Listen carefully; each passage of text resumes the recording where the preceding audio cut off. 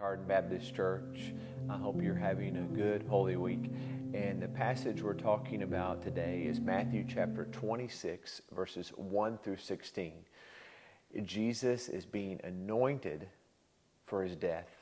And we have a woman that's putting on some expensive oil on his body, on his head.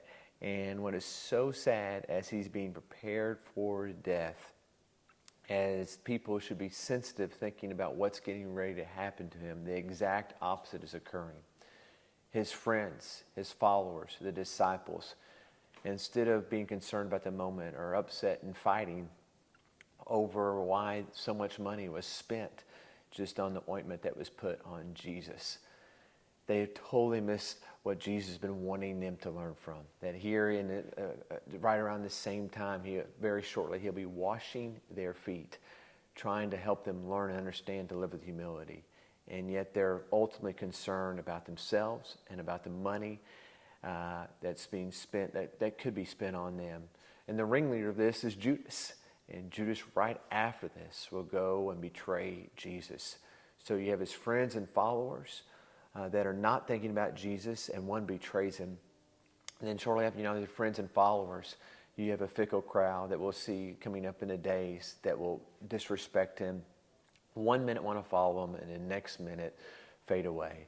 And in the midst of all this as well, you see this passage here too, that as he is teaching and as the Passover is getting ready to hit, you have these false teachers as well that are stirring up the pot behind the scenes that will lead to the death of Jesus. So here is Jesus being prepared for his burial.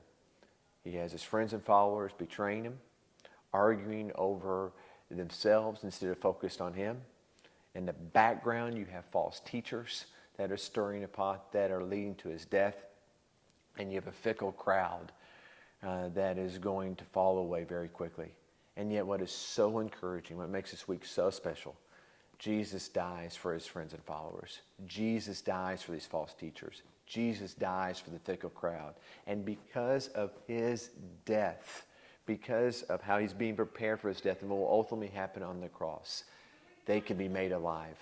They can be set free from the death that they all deserve, and the death you and I deserve as well.